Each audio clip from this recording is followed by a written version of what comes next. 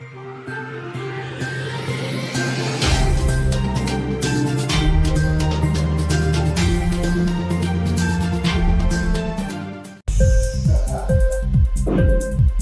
TV prime time news కి స్వాగతం.